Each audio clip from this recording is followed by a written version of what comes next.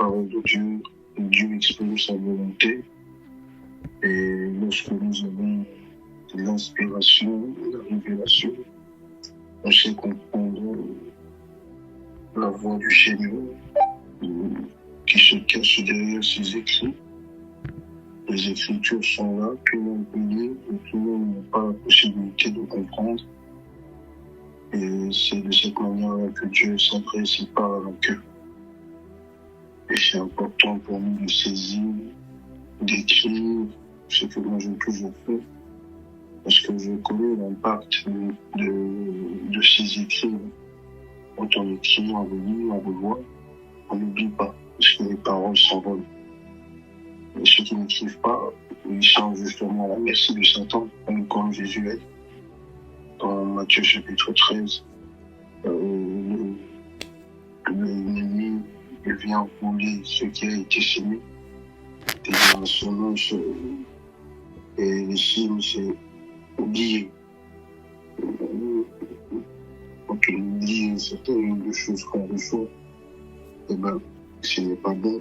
Quand on oublie des rêves, ceci, cela, ce n'est pas des bons signes. Donc, le premier point, important pour nous, de comprendre un peu ce que Dieu attend de nous, c'est la continuité de ce qu'on a partagé hier. Certains ont été très touchés hier. Dieu a continué de travailler même après le culte. On a vu comment ça s'est passé.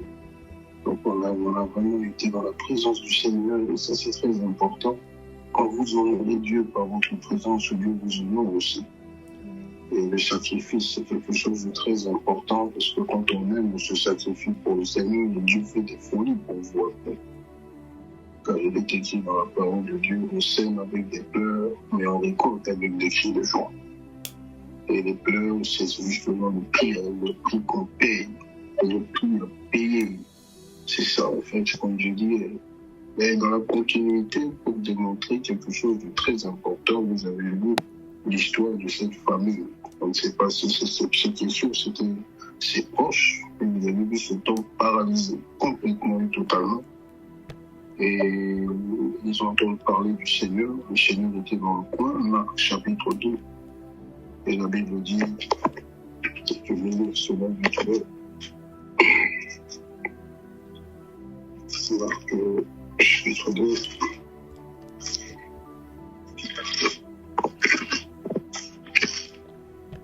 Chapitre 2. Il est écrit à partir du premier verset. Quelques jours après, Jésus revint à Capernaum. On apprit qu'il était à la maison.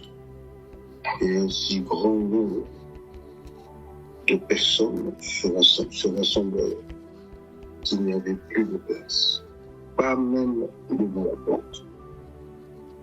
Il leur annonçait la parole. On a amené un paralysé porté par 4 hommes, comme il ne pouvait pas l'aborder à cause de la foule.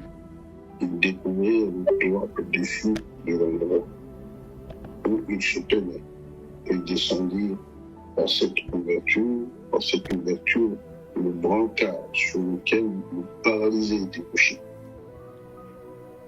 Et de voir là la détermination de toutes ces personnes. Il y avait trop d'obstacles pour s'approcher de lui. Et vous savez, la foule innombrable dans la maison. Et c'était rempli à l'extérieur de la maison. C'était rempli.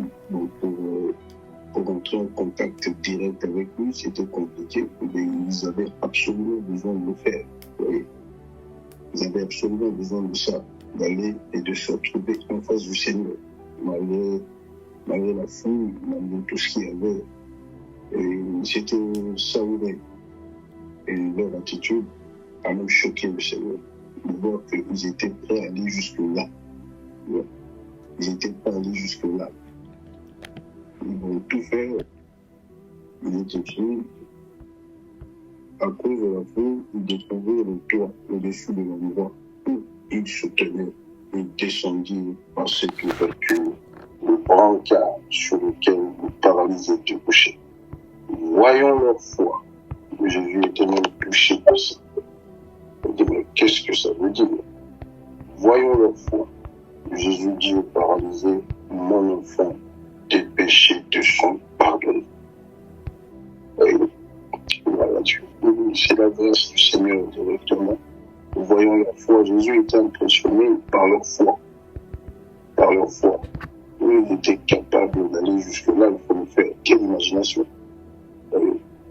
Quelque part, Jésus s'est senti honoré le fait d'être en face d'une telle situation. Il vivait déjà quelque chose de très compliqué à l'époque où il fut rejeté par la plupart des enfants d'Israël. Mais là, tu vois que tu es en face d'un groupe de personnes qui sont tellement déterminées que c'est compliqué de barrer la route à ces personnes-là. Ils sont tellement déterminés.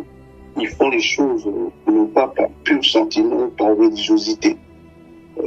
Le problème de notre temps, c'est ça aujourd'hui, c'est qu'on fait des choses par religiosité. On ne le fait plus avec que ce soit vraiment le produit d'une conviction profonde. Parce que quand on est convaincu, quand on est vraiment touché, on est prêt à tout pour le Seigneur, à tous les sacrifices qu'il faut faire. Et ça, c'est quelque chose que ces gens-là, lorsqu'ils se sont retrouvés face à cette situation, eh bien, ils se sont tout simplement dit, rien ne pourrait nous arrêter, rien ne pourrait nous bloquer.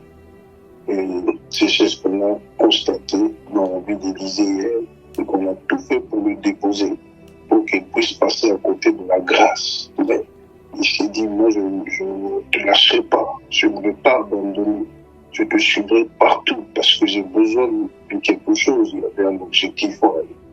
Et ces hommes, c'est pareil. C'est pareil. En face du Seigneur, imaginez-vous ce qui s'est passé ce jour-là. C'est quelque chose de terrible. Donc ces gens-là étaient différents de tous les autres parce que ce jour-là, Jésus n'avait opéré qu'un seul miracle. Et c'était ce miracle. C'est guérir cet homme qui était paralysé totalement. C'est-à-dire qu'il ne bougeait pas. Quand on lisait la version grecque, c'est que il ne bougeait même pas un seul doigt. Donc, il était couché, paralysé. Et sur un brancard, ces gens-là, avec une foi inébranlable sur le Seigneur, ils étaient prêts à tout pour cela. Et ça, c'était la clé de leur réussite. C'est le fait de faire ce genre de choses.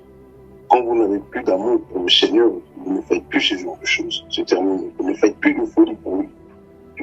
Et quand la religion s'installe, vous ne faites plus de folie pour le Seigneur. C'est pour ça que Jésus a dit, c'est que j'ai contre toi, c'est que tu as perdu ton premier amour. Parce que au tout début, c'est différent. On est prêt à tout. On est prêt, mais alors à tout pour atteindre, pour se retrouver face au Seigneur, malgré les obstacles, malgré tout ce qui pourrait nous barrer la route. C'est très important. Et cet état d'esprit que tu dois garder, c'est important de ne jamais faiblir et de ne jamais être impressionné par des obstacles qui pourraient te barrer la route pour ne pas monter vers Dieu. Tu vois, tout ce qu'on peut te dire, tout ce qui pourrait se passer autour de toi, Dieu reste sacré. Il a dit dans sa parole, tu aimeras le Seigneur ton Dieu de tout ton cœur, de toute ton âme, et tu le serviras lui seul. C'est important. Il sera toujours le premier dans ma vie. Toujours le premier. Jamais je peux négocier ça. Qui que tu sois, jamais je peux négocier la première place du Seigneur dans ma vie. Jamais. Et seul un religieux, il a la possibilité de négocier. Satan peut l'amener autour d'une table. Ils vont s'asseoir et il va négocier. Mais alors que quand vous êtes déterminé, c'est difficile de vous déloger. C'est difficile de vous déstabiliser. Vous restez toujours ferme, fidèle à tout ce que tu as en toi, c'est-à-dire les idées, la vision, toutes ces choses-là. J'ai été enseigné, on m'a appris un certain nombre de choses. Et tout ce que j'ai appris, ce sont des choses que je mettrai toujours en pratique. Et qu'est-ce qu'on t'a dit quand on t'a enseigné comment servir le Seigneur, comment le faire? Parce que beaucoup le font, mais ils ne le font pas comme il faut. Mais qu'est-ce qu'on nous a enseigné par rapport à la par la présence, par rapport à la position que le Seigneur doit avoir dans ta vie. C'est quoi les propos du Seigneur? C'est quoi les enseignements du Seigneur concernant les servantes et les serviteurs de Dieu? Comment ils doivent se comporter quand ils sont dans le sacerdoce? C'est quelque chose de très important. Alors ils ont été tellement, c'est leur détermination, c'est quelque chose qui est très impressionnant. Ils se sont dit, rien ne pourra nous barrer la route, c'est impossible. Cet homme se retrouve face au Seigneur. Il est écrit, le verset 6, il y avait là quelques spécialistes de la loi qui étaient assis et qui disaient dans le même, pourquoi cet homme parle-t-il ainsi? Il blasphème. Qui peut pardonner les péchés si c'est le Dieu seul? Jésus aussitôt, dans son esprit, qu'il raisonnait ainsi en eux-mêmes. Il raisonnait ainsi en eux-mêmes. Il leur dit, pourquoi raisonnez-vous ainsi dans vos cœurs? Qu'est-ce qui est le plus facile à dire aux paralysés? Tes péchés sont pardonnés. Lève-toi, prends ton brancard et marche, afin que vous sachiez que le Fils de l'homme a sur la terre le pouvoir de pardonner le péché. Je te l'ordonne, dit-il au paralysé. Lève-toi, prends ton brancard et retourne chez toi. Aussitôt il se leva et le brancard est sorti devant tout le monde, de sorte qu'ils étaient tous étonnés. Et certains, ici,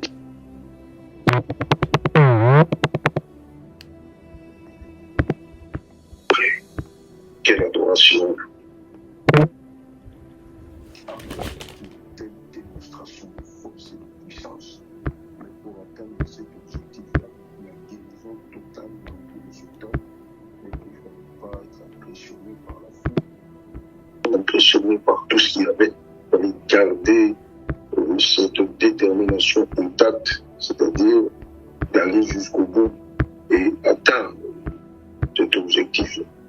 Après, tout le monde s'est mis à glorifier Dieu et tout le monde s'est mis à dire des choses incroyables sur lui. Nous n'avons jamais rien vu de pareil. Il est semblable à Dieu. Voyez, c'était spécial. Comment un homme peut faire des choses comme ça? C'était pour la première fois dans l'histoire de l'humanité qu'on voyait de telles choses s'opérer dans la vie des gens. C'était pour la première fois où la gloire de Dieu se manifestait, mais alors visiblement.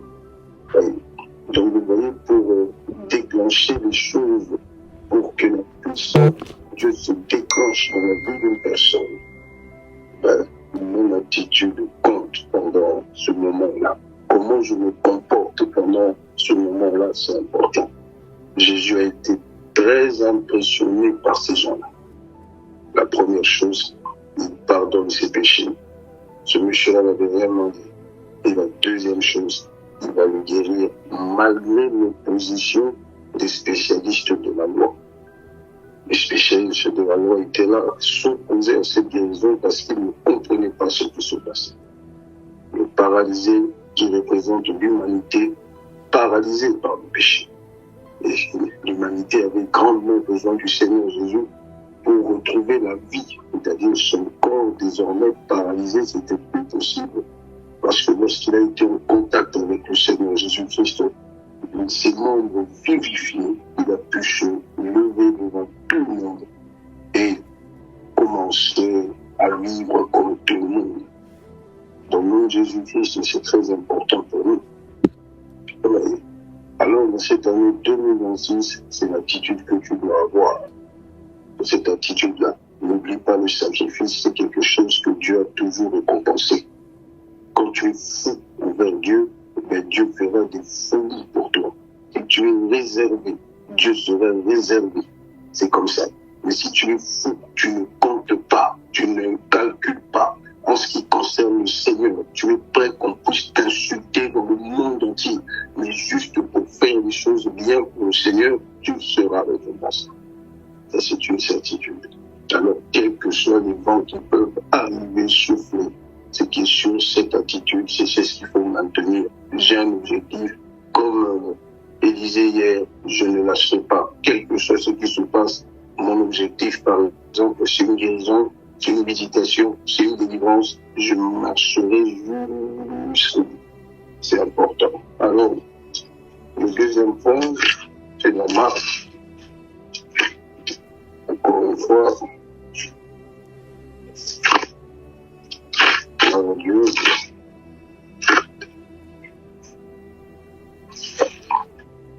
le chapitre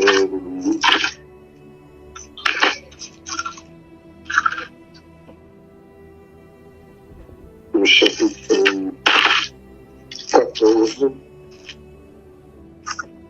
gloire à Dieu, c'est de voir un peu l'attitude du Seigneur face au calvaire, face à un moment d'angoisse. Oui. Il ne perd pas cette force mentale en lui.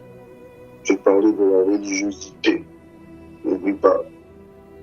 Et la religiosité, quand on est derrière ces choses-là, quand on vit là-dedans, je l'ai expliqué, on est plus attaché au rituel qu'à la personne de Dieu. Et si Dieu règne et vit en toi, c'est différent d'une personne qui est vide de l'intérieur, mais qui est très attachée au rituel. Lorsque Dieu vit en vous, c'est différent. Ce que le Seigneur produit dans votre vie, ça sera toujours, il y aura toujours une différence avec les autres. C'est toujours comme ça. La force que cette présence produit dans ma vie, l'espérance que cette présence, comment dirais-je, le transfert, tu vois, c'est une forme de transmission comme ça, que je reçois du Saint-Esprit tous les jours, parce que je sais que Dieu vit en moi, c'est comme ça, et ça a toujours été ma force et ma paix. C'est-à-dire ma paix, c'est vraiment grâce à cette sainte présence. Et je partageais avec une sœur ce matin, je lui ai dit avec tout ce que, sans la présence de Dieu tous les jours dans ma vie, je ne pourrais pas vivre. C'est impossible. Parce que c'est que cette sainte présence produit dans ma vie, lorsque je ne suis pas entouré par cette aura, par cette présence, je me pose énormément de questions où je dois absolument trouver la réponse ou trouver un moment pour me retirer, même si je ne suis pas à la maison, je peux me retirer dans mon esprit et chercher à prier, à comprendre. Parce qu'avec toutes ces blessures que j'ai connues, que j'ai eu, les combats que j'ai livrés, que j'ai menés dans ma vie, sans la présence de Dieu dans ma vie, c'est impossible. Je ne peux pas vivre parce que c'est grâce à cette présence que j'arrive à amortir le choc, que j'arrive à supporter ces choses et finalement avoir le pouvoir et la force de surmonter les choses. Parce que humainement parlant, il y a certaines choses qu'on ne peut pas supporter. Mais c'est grâce à cette divine présence, c'est grâce à sa présence tous les jours dans nos vies, c'est grâce à ça, c'est ce que ça produit dans nos vies. C'est quelque chose d'important. Et cette présence-là nous propulse toujours dans une profondeur absolue. Parce qu'on cherche toujours à aller plus loin, on cherche toujours à comprendre. On n'a pas envie de se limiter quelque part. On a envie d'aller encore plus loin, encore et encore, chercher dans les prières, tout le temps. Et c'est cette présence qui fait que tu es équilibré dans la vie. Parce que Dieu te donne la stabilité interne, la stabilité externe. Tu es équilibré. Parce que c'est vraiment le soutien de Dieu. Dieu te soutient tous les jours pendant les moments durs, difficiles. C'est cette divine présence qui fait que tu es toujours là. Même s'il y a le chaos autour de toi, cette divine présence, elle t'accompagne partout. Oui, c'est ça le secret de ceux qui ont vraiment réussi à faire des grandes choses avec Dieu, alors qu'ils sont passés par un chaos indescriptible. Mais le fait de protéger et de vivre dans la présence de Dieu et de ne laisser personne venir se mettre entre moi et mon Dieu, mais de toujours et d'éviter d'être idolâtre. C'est-à-dire il y a autre chose qui vient devant, qui passe devant. eh ben, ça ne peut que détruire, ou même, voilà, étouffer, je dirais, la présence du Seigneur dans la vie d'une personne.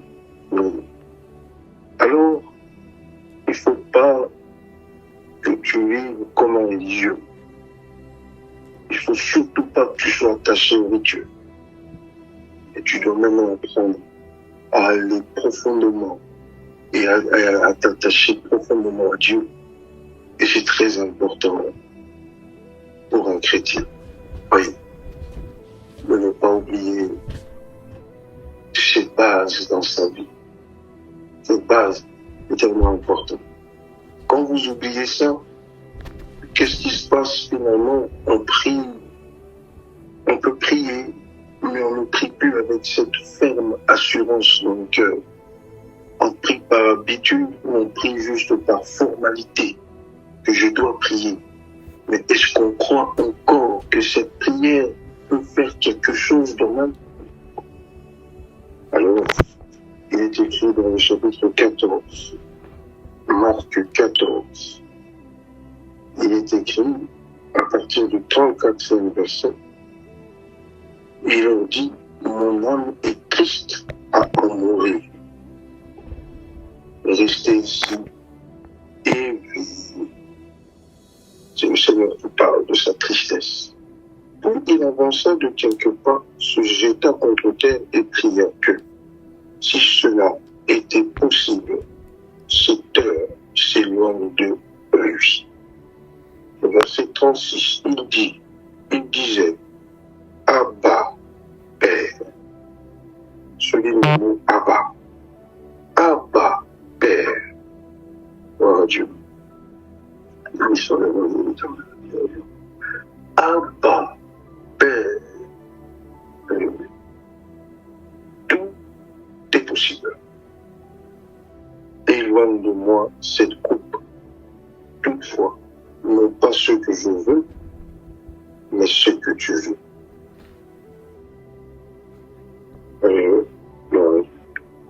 Abba, Père. Gloire à Dieu. Au moment où il était entouré de circonstances macabres, il était en face du calvaire, il devait donner sa vie pour l'humanité.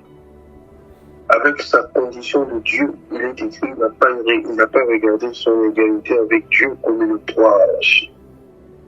Mais il s'est humilié jusqu'à la mort.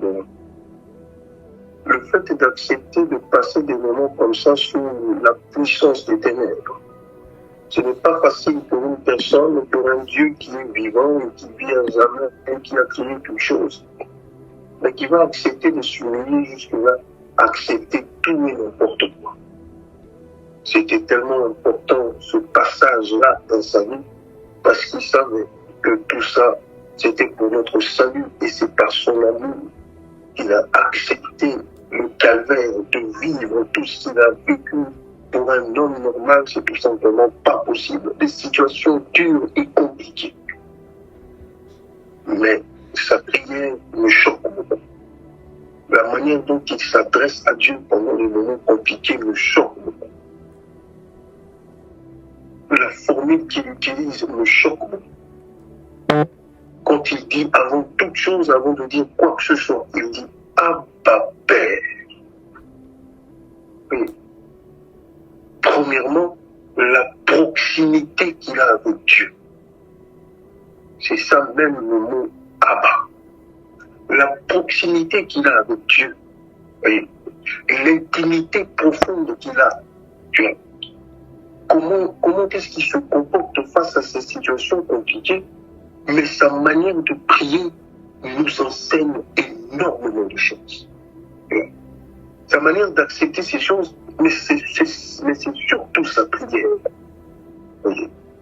Atteindre une dimension spirituelle, mais atteindre surtout dans la vie de tous les jours, lorsque vous avez la connaissance du Seigneur, vous le connaissez personnellement.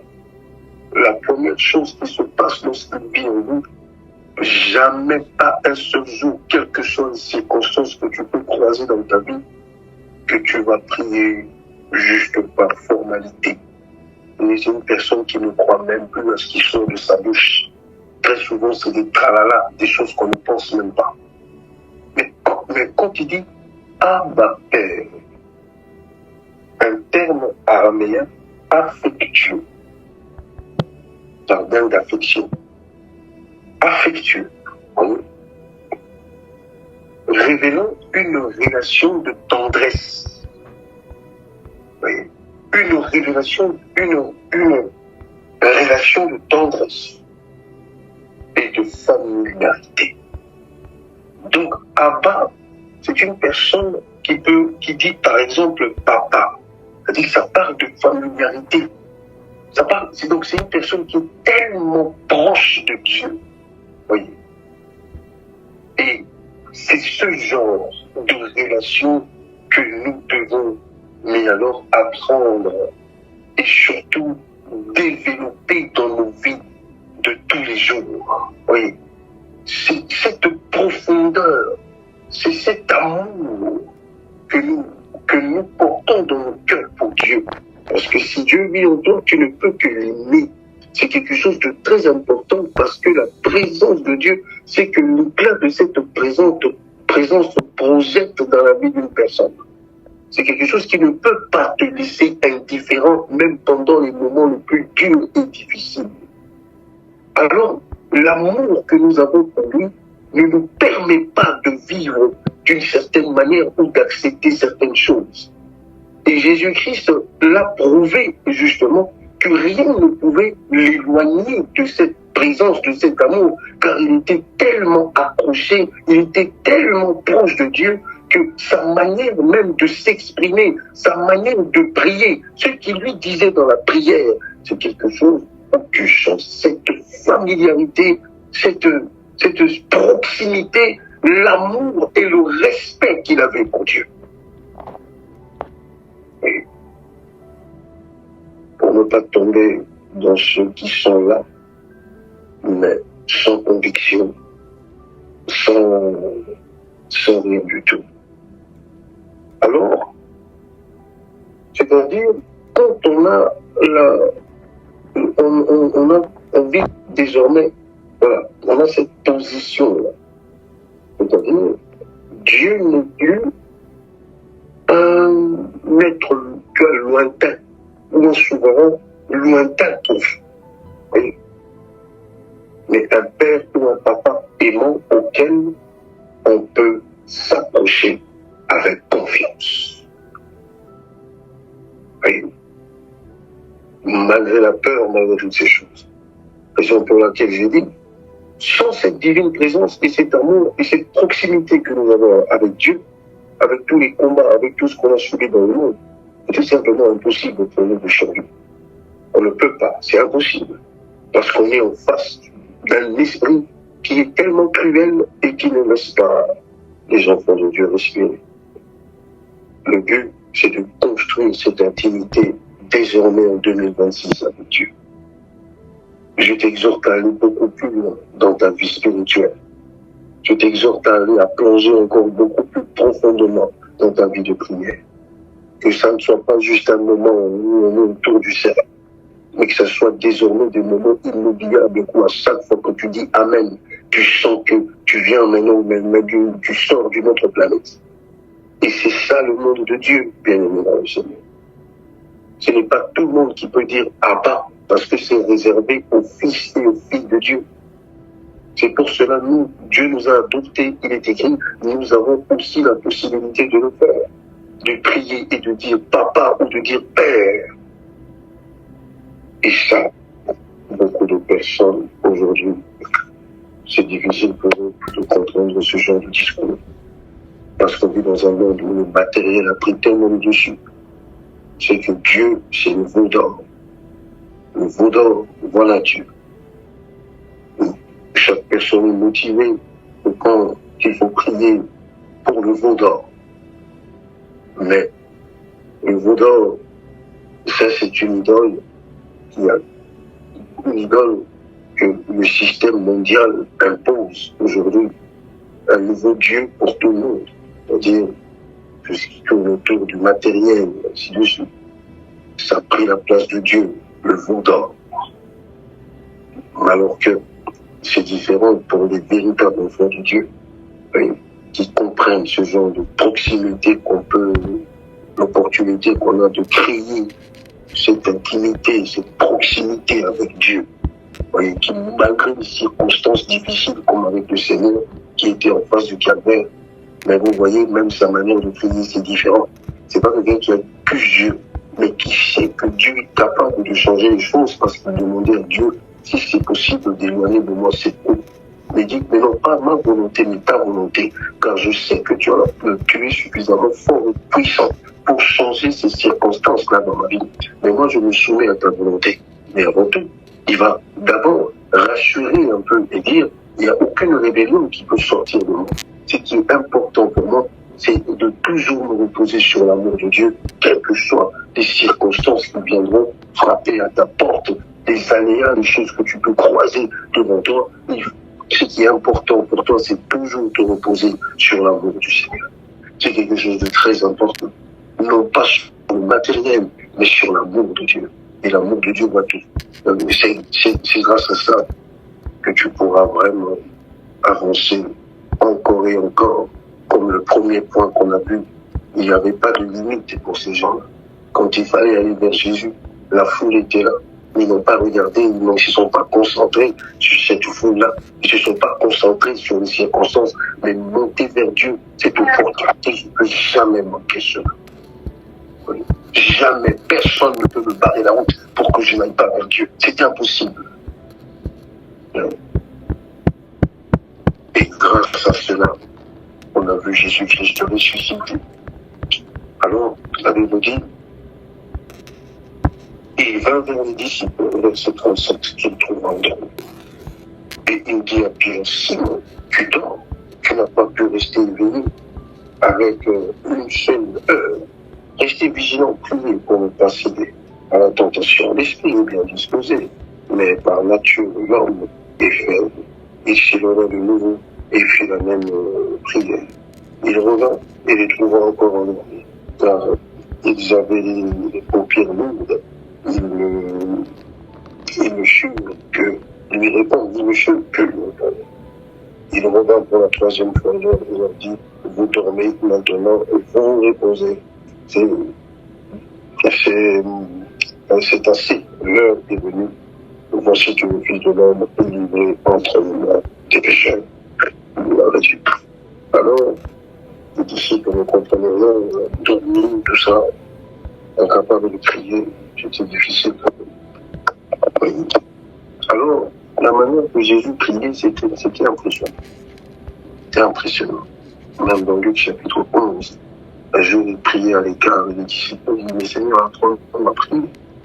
Parce qu'il priait d'une certaine manière. Mais la proximité qu'il avait avec Dieu faisait que pendant que ce temps de prier, c'était un peu... C'était terrible. Oui. Apprenons à prier, parce que sinon on ne sait pas prier. Ce temps, il y a une manière de prier. Oui, gloire à Dieu. Entrer dans la profondeur de la présence du Seigneur. Cette proximité que nous avons avec Dieu, c'est notre force. L'amour de Dieu est notre force. Cet amour guérit des blessures, guérit des souvenirs bizarres. Cet amour nous soutient pendant les moments difficiles. Et j'ai besoin de cet amour tous les jours, de me nourrir de ça, tous les jours, pour être fort malgré tout ce qui se passe dans le monde, tout ce qu'on subit. Alors Jésus était entre les mains de ses pires ennemis, Gloire à Dieu. Et il s'est retrouvé la seule qui est comparable au Seigneur. Alléluia. Gloire à Dieu. Alléluia.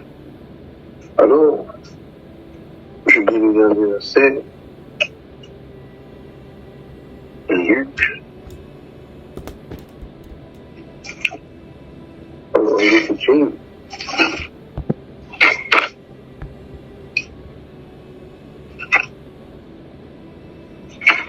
Alors, je vous dis.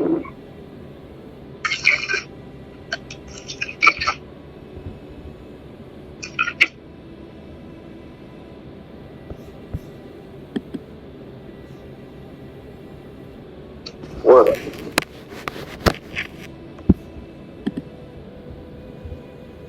chapitre 22, il est écrit à partir du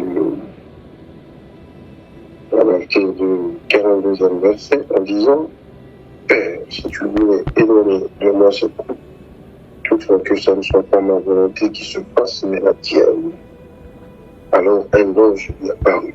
Je veux ça. Et alors un ange lui apparut. Tu vois, Marc ne continue pas. Il s'arrête quelque part, c'est Luc qui va expliquer ce qui se passe juste avant que les gens viennent l'arrêter. Toute cette foule, avant d'entrer là-dedans, avant d'être livré à des pécheurs qui n'attendaient qu'une seule chose de tuer. Ils se sont mis ensemble, on a vu, on a compris, la sorcellerie, le diable qui s'empare du cœur de Judas et qui, cette réunion qu'ils ont fait la nuit pour l'arrêter, comme ça que ça se passe toujours, on est toujours victime de ça. Quand vous dormez comme les disciples, vous ne pouvez pas saisir et comprendre certaines choses, pendant qu'ils ont décidé énormément de choses pour cette année. Tout s'est déjà décidé pour beaucoup de personnes, ils savent déjà que ça va se terminer comme ça pour eux, alors que ce n'est pas leur travail. C'est pas à eux de décider comment ça va se finir. Mais c'est le rôle de Dieu dans ma vie qui m'emmène justement, gloire à Dieu dans sa destinée, ce qu'il a tracé pour moi. Mais avant de commencer l'année, c'est important de passer par prier, vraiment. C'est pas une tradition, mais je veux vraiment que tu restes concentré. Je veux vraiment que tu ne comptes pas les jours, combien de jours, il est quelle heure, je dois casser mon jeûne. Si tu passes ton temps à faire ça, tu es à côté de la plaque. Mais si tu passes ton temps à pas penser, c'est dire encore combien de jours, dans la semaine prochaine on aura fini, tu ne comprends pas ce que tu fais. C'est le contraire de tout ce que je viens de dire. C'est l'amour du Seigneur qui nous aide à surmonter ces choses. Et malgré les obstacles, on reste déterminé parce qu'on doit aller quelque part. Luc termine l'histoire et il explique ce qui s'est passé avant que Jésus ne soit entre les mains de ses ennemis. Parce qu'il savait qu'il allait traverser des moments difficiles, des ténèbres. Et vous savez, quand vous traversez la nuit, qu'est-ce que ça veut dire? Comment ça se passe? Mais avant de commencer la nuit, avant d'aller affronter tout ça, il est écrit dans la parole de Dieu, dans le verset 43, alors un ange lui apparut. Dieu envoie un ange. Alors un ange lui apparut. C'est-à-dire, sa prière a été exaucée. Dieu a créé sa prière. Alors un ange lui apparut du ciel. Souligne, pour le fortifier. Voilà, Dieu. Pour le fortifier. Saisi d'angoisse, Jésus priait avec plus d'instance. Et sa sueur devint comme des cailloux de sang qui tombaient par terre. Après avoir prié, il se releva et va vers les disciples qu'il trouva endormis. Donc, avant de se retrouver là-bas, sur la croix, dans le tombeau, il avait besoin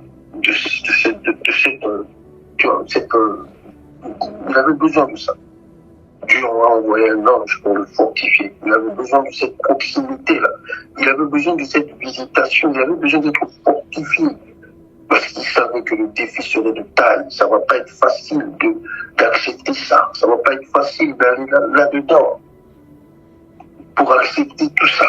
Tout ce qu'il a subi, c'est incroyable. On a craché sur lui, on l'a frappé, il a été abandonné, on l'a forcé à être crucifié à moitié nu. Il a porté une croix qui pesait des tonnes et il tombait, on se moquait de lui. C'était des moments terribles et difficiles sans la visitation de Dieu juste avant d'aller pour affronter cela. C'est-à-dire un grand défi. Dieu qui agresse sa prière. Et Dieu qui envoie un ange du Seigneur, il est écrit pour le fortifier. Et Dieu seul sait ce que l'ange lui a dit, parce qu'il a fortifié en lui disant certaines choses. Certainement pour lui dire, écoute, tu le sais très bien que la mort ne va pas t'engloutir totalement. Tout simplement, tu vas là-bas, tu traverses cette zone de turbulence et tu sortiras du tombeau 3 jours après. C'est ce qui va se passer parce qu'il le savait. Et pendant qu'il sera en train de traverser ces moments-là, Dieu n'allait pas lui parler, Dieu n'allait pas se manifester, il allait se retrouver sans la présence de Dieu, parce que c'est pour le péché qu'il est là. Il a porté le péché de l'humanité, il y a eu une séparation pour la première fois entre lui et son Dieu. Et il savait que lui, son Dieu, c'est impossible. Il ne peut pas vivre sans sa présence, raison pour laquelle j'étais digne. Moi non plus, c'était pas tout simplement pas possible. Sans la présence de Dieu, tous les jours, c'est pas possible. Raison pour laquelle prier chaque matin, comme je le dis souvent, je prends mes vitamines chaque matin. C'est très important pour moi, parce que c'est ça la proximité que j'ai avec Dieu. Je ne prie pas forcément pour recevoir quelque chose. Je ne prie pas forcément pour qu'il me donne de l'argent, mais je prie parce que on a cette proximité de père et fils, et j'ai besoin de ça. Ce qu'il va me donner, il me donne. Quand il me visite, il me visite. Il sait comment il fait. Je ne force rien. Des fois, tu n'as pas prié et tu es béni. C'est comme ça, c'est la grâce. Mais j'ai besoin de soigner cette relation, cette proximité que j'ai avec mon Dieu, car sa présence vaut tout l'or du monde. C'est impossible pour une personne de vivre sans Dieu, comme dirait David, comme une biche soupire auprès de courant d'eau. Ainsi, mon âme soupire auprès de l'Éternel. Je ne m'attache pas à Dieu par rapport à ce qu'il promet, par rapport à ce qu'il donne, mais par rapport à lui, à qui il est, ce qu'il représente réellement dans ma vie. Et le jour où il va décider de me bénir, il le fera. Le jour où il va décider de me lever, il le fera. Le jour où il va décider de me visiter, il le fera. Mais ce qui est sûr, le plus important pour moi dans tout ça, c'est d'abord lui. Et Jésus a paniqué. Qu'est-ce que je ferai sans toi? Tu vas me laisser. Je sais que je serai seul. Les hommes m'ont abandonné. Toi aussi, tu vas m'abandonner pendant un moment. L'ange vient le fortifier. T'inquiète pas. Tu sortiras du tombeau. Tu vas traverser cette zone de turbulence. Tu vas traverser ces moments difficiles.